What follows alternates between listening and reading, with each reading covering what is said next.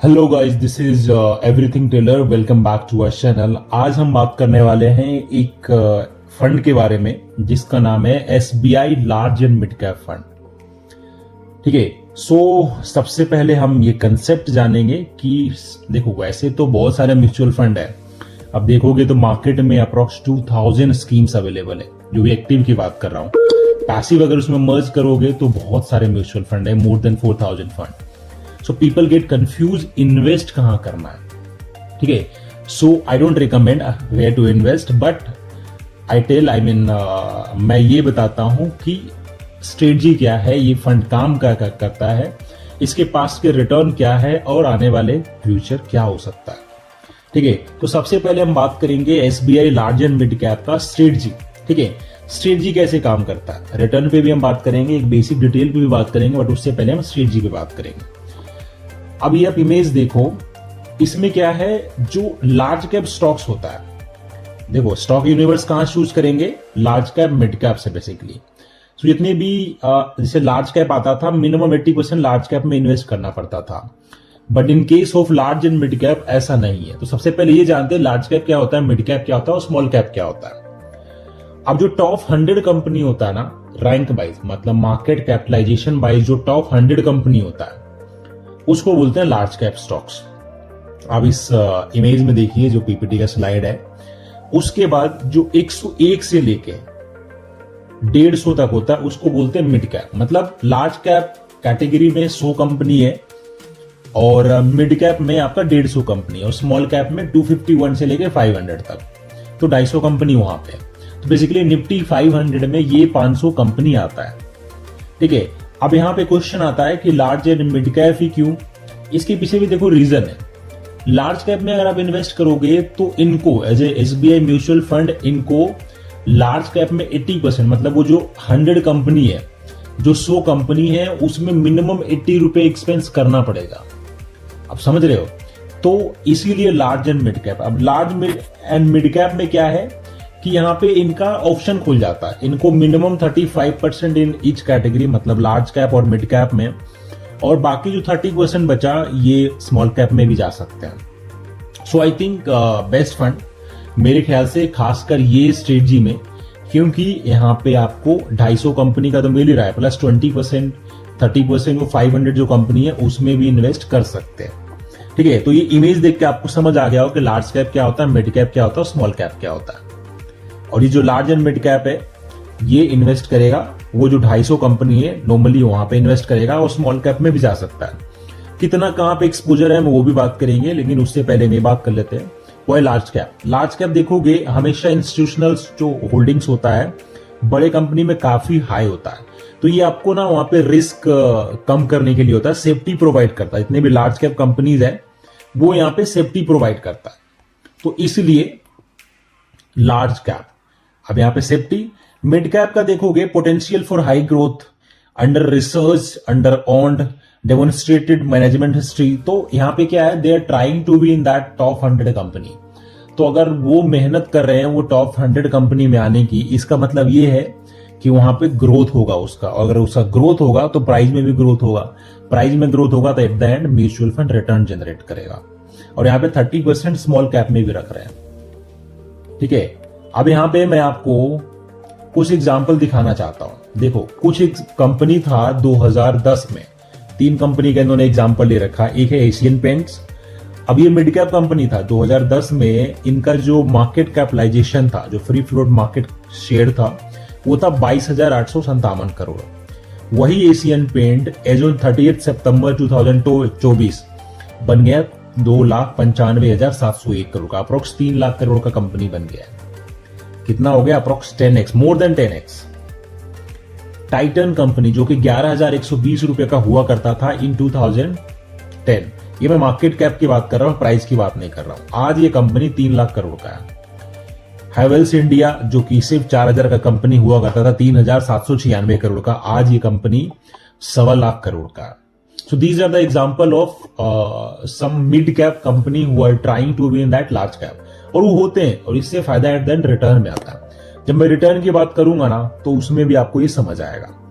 अब इनका जो है SBI large and mid cap का, ये देखो आप, एसेट एलोकेशन कैसे करते हैं, इक्विटी एंड इक्विटी रिलेटेड, जहां पे मिनिमम 35% रखना पड़ेगा इन ईच कैटेगरी और मैक्सिमम 65% तक रख सकते हैं।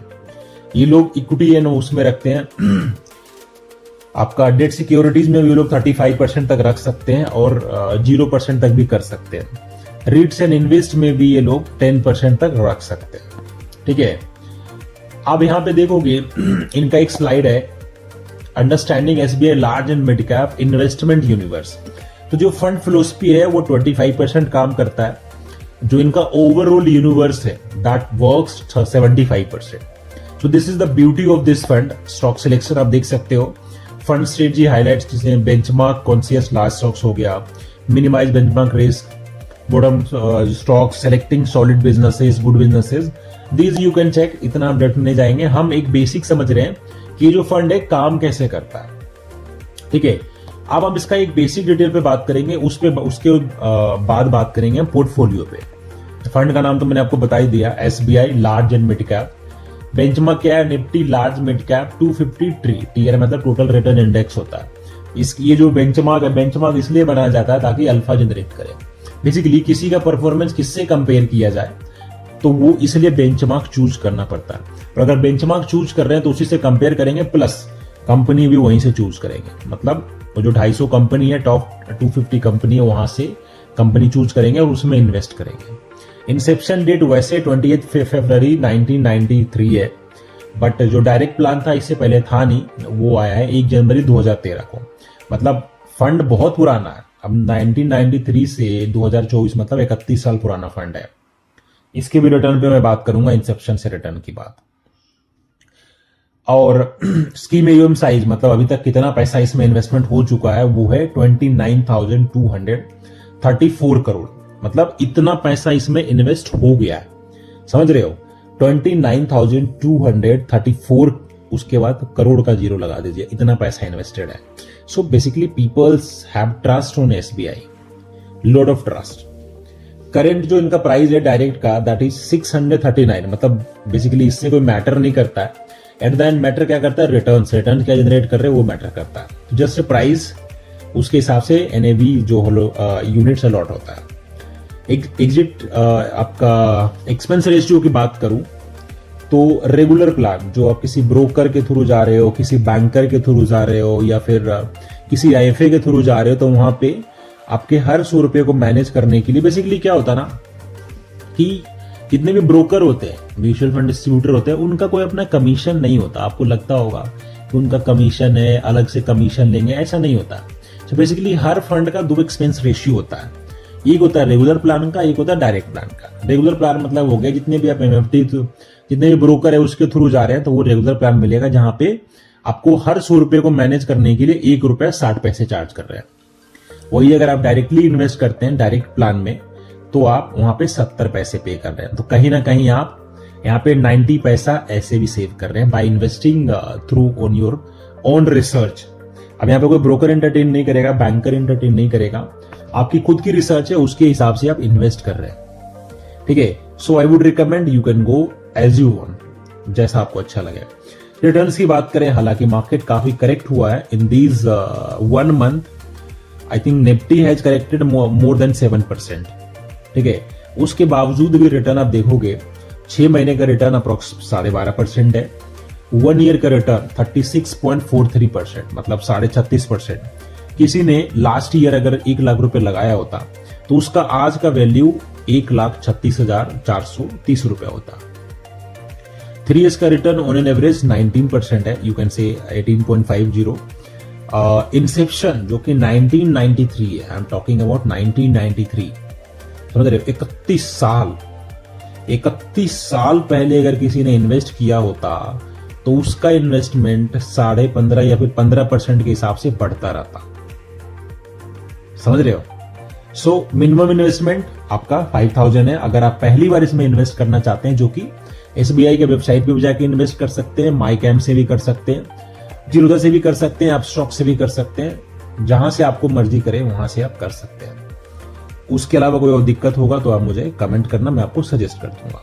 अगर आप एसआईपी प्लान कर रहे हैं तो आप 5,000 से एसआईपी स्टार्ट कर सकते हैं, जो कि काफी छोटा अमाउंट है, इतना तो आप अगर स्टारबक्स पे कॉफी पियोगे तो भी इतना चार्ज वहां पे लग जाते हैं।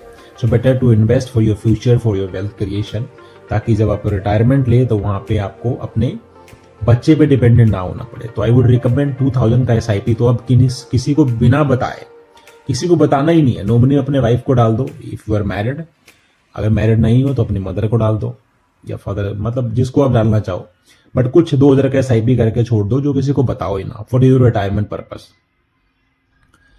और एग्जिट लोड है 10 पैसे, मतलब हर 100 रुपए पे 10 पैसे चार्ज करेंगे अगर आप 1 महीना से पहले रिडीम करते हैं। तो अगर 1 महीना हो गया तो आप रिडीम कर सकते हैं, आपको कोई एग्जिट लोड मतलब पेनाल्टी नहीं लगेगा। हालांकि रिडम्पशन आप कल भी कर सकते हैं, पैसा आप आज इन्वेस्ट करके कल भी निकाल सकते हैं, ठीक है, इसमें कोई दिक्कत नहीं है। टैक्सेशन आपका है इक्विटी का मतलब प्योर इक्विटी का टैक्सेशन है आपका 12.5% वाला और 20% वाला। अब देखो ये अपनी मेज देखो, यहाँ पे साफ साफ लिखा है कि अगर आप 1 साल से पहले पैसा निकालते हो, समझ रहे हो, अगर आप 1 साल से पहले पैसा निकालते हो तो आपको पूरा का पूरा जो भी, सपोज आपने 10 लाख रुपए इन्वेस्ट किया वो बन गया 12 लाख, ठीक है, 2 लाख का प्रॉफिट हो गया। अब 2 लाख पे 20% टैक्स जो कि 40,000। वही अगर 1 साल के बाद निकालते हो तो जो 2 लाख का प्रॉफिट है, सपोज 2.5 लाख का हो गया, आपने 1 साल के बाद निकाला तो 2.5 लाख का हो गया, तो 1.25 लाख पे कोई टैक्स नहीं जाएगा। बाकी जो 1.25 लाख है उस पर 12.5%। कई बार जो नॉर्मल इन्वेस्टर होते हैं जो फ्रॉम रूरल एरियाज होते हैं उनको लगता है कि म्यूचुअल फंड टैक्स काटता है। तो ये मैं मिसकंसेप्शन जो है इसको दूर कर देता हूं कि म्यूचुअल फंड टैक्स नहीं काटता है। म्यूचुअल फंड टैक्स सिर्फ NRI क्लाइंट को काटता है, मतलब जो नॉन रेसिडेंशियल इंडिविजुअल्स होता है जो इंडिया के बाहर रहता है उसका टैक्स काट के देता है म्यूचुअल फंड। जो अगर आप इंडिविजुअल है, नॉर्मल आप गांव से हैं या फिर इंडिया से है, तो आपका म्यूचुअल फंड टैक्स नहीं काटेगा, ठीक है, ना ही बैंक टैक्स काटेगा। टैक्स कब जाएगा? जब आप इनकम टैक्स रिटर्न फाइल करोगे। अगर आप इनकम टैक्स रिटर्न ही फाइल नहीं कर रहे हैं तो there is no tax, you forgot, ठीक है। सो टैक्सेशन उनके लिए जो ITR फिल करते हैं, इनकम टैक्स रिटर्न फिल करते हैं या फाइल करते हैं, उनके लिए टैक्स है, ठीक है। अब अगर मैं थोड़ा सा अमाउंट कैलकुलेशन की बात करूं कि भाई आपने कब कितना इन्वेस्ट किया होता तो क्या होता, ठीक है। सो रिटर्न्स की मैंने बात कर लिया। अब देखो मैं एग्जांपल लेता हूं 10,000 का। I have taken this data from money control, so I am not creating but I have taken this from money control. अगर किसी ने 1 साल पहले 10,000 लगा के छोड़ दिया होता, आज उसका वैल्यू 13,614 रुपए होता। इंसेप्शन जो कि 2005 का डेटा इन्होंने लिया है, अगर किसी ने 10,000 लगा के छोड़ दिया होता तो आज उसका वैल्यू अप्रोक्स 2.5 लाख होता, जो कि वेल एंड गुड है। SIP का रिटर्न भी बहुत अच्छा है। आप देखोगे अगर 10 साल पहले किसी ने SIP किया होता, मैं सारा डेटा नहीं बोल रहा हूं, मैंने इमेज लगा दिया, you can check it out, आप वीडियो को पॉज करके देख सकते हैं कौन सा क्या कैलकुलेशन है, ठीक है।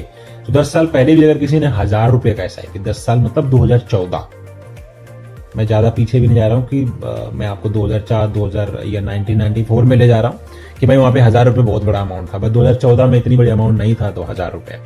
So you could have started 1,000 SIP।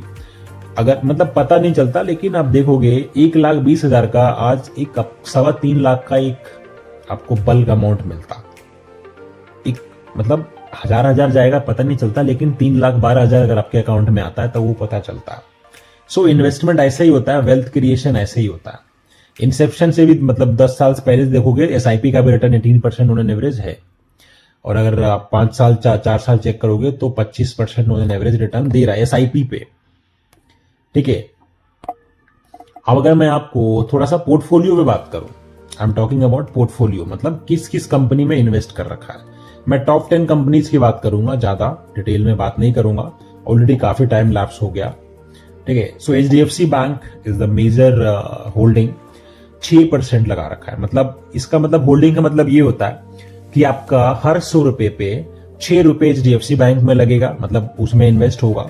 3.84 Reliance industries में लगेगा, 3.22 रुपए ICICI बैंक में लगेगा, 2.96 रुपए स्टेट बैंक ऑफ इंडिया में लगेगा। ऐसे ही HDFC AMC हो गया, अबोट इंडिया हो गया, मुथूट फाइनेंस हो गया, इन्फोसिस हो गया, वोल्टास हो गया, कोफोर्ग हो गया, ये आप देख सकते हो। सो बेसिकली आप चाहो तो ऐसे भी लगा सकते हो, बट ये टॉप 10 होल्डिंग है। बेसिकली जितने भी डाइवर्सिफाइड इक्विटी फंड होता है उसमें 70 to 80 स्टॉक्स होते हैं। सो अगर आप खुद जाके इन्वेस्ट करते हैं, you want to save that 70 basis point जो कि 70 पैसे, तो आप खुद भी इन्वेस्ट कर सकते हैं। ठीक है, बीटा 88 है। बीटा बेसिकली होता क्या है, मार्केट वोलेटिलिटी को चेक करता है। बेसिकली ये स्प्रेड बताता है कि अगर इसका जो बेंचमार्क है निफ्टी 250 इंडेक्स जो है, अगर वो 1 रुपए से मतलब 1% से ऊपर जाएगा तो ये वाला जो फंड है इसमें 88 बेसिस पॉइंट जो कि मतलब 12 पैसे कम मिलेगा। ठीक है, लार्ज कैप मिड कैप अब देखोगे कि अभी इनका लोकेशन क्या है। सो लार्ज कैप में अभी भी 40% है, अप्रॉक्स 41%, मतलब हर 100 रुपए पे 41 रुपए सेफ तो नहीं बोल सकते, बट हाँ काफी सेफर है, क्योंकि बड़े बड़े कंपनी का जल्दी प्राइस डाउन होता नहीं है। मिड कैप में 40% है, अप्रोक्स 37.89 जो कि 38%, दोनों मिला के अप्रोक्स 80% तो आपका सेफ है। 20% स्मॉल कैप में लगा रखा है, 20% नहीं है, 17% है। बाकी और भी एलोकेशन है तो वो भी आप इस पीपीटी का स्लाइड से देख सकते हो। डेटा ज्यादा पुराना नहीं है, बट आप you can check it out. Fund manager का नाम यहाँ पे है सौरभ पंत, मैनेजिंग सिंस 2016। ये सब मैंने स्ट्रक्चर, ये इंसेप्शन डेट, ये सब मैंने बता दिया आपको, 1993 है। ठीक है, अब मैं थोड़ा सा लास्ट में 2 मिनट के लिए एसबीआई म्यूचुअल फंड के बारे में बताना चाहता हूँ। मैंने SBI large and mid cap तो आपको बता दिया, but SBI mutual fund is joint venture between SBI and Amundi asset management. अब एसबीआई बैंक को कौन नहीं जानता है, India's premier and largest bank with over 200 years of experience, established in 1806, ranked 40th among the top banks globally in terms of asset under management, that is 63 lakh crore they are managing. Second largest footprint globally, having 22,400 branches, 65,600 ATMs, servicing over 480 million customers. Amundi जो कि बहुत बड़ा asset management company है in Europe, 6 investment hubs इन की international financial centres and offices in 35 countries, over 100 million retail, institutional and corporate client worldwide. So this is just basic about SBI Mutual Fund. SBI Mutual Fund के पास अभी as on data सितंबर 10,91,000 crore manage कर रहे हैं। आपके जैसे मेरे जैसे करोड़ों इन्वेस्टर हैं। They are having 68 professionals with strong track record. Yes, as I know, कुछ बंदे आपका ट्रेडिंग करते हैं, कुछ बंदे किसी कंपनी को खरीदने से पहले उसके प्लांट्स विजिट करते हैं, उनके ऑफिसेस विजिट करते हैं, उनके डेटा चेक करते हैं। आप अगर डायरेक्टली इन्वेस्ट करोगे तो क्या करोगे, सिंपल है, कुछ डेटा गूगल पे अवेलेबल है वो देखोगे और उस कंपनी में लगा दोगे। But as being mutual fund company, उनको काफी रिसर्च करना पड़ता है और विजिट भी करना पड़ता है। So it was about SBI large and mid cap fund, काफी डेप्थ में हमने बात किया। इसके अलावा भी कुछ और डाउट होता है, यू कैन कमेंट, एंड कुछ भी ऐसा होता है you can ask, I would love to reply there. ठीक है, so thank you so much for watching me, and मिलते हैं अगले वीडियो में। पसंद आया तो लाइक करें।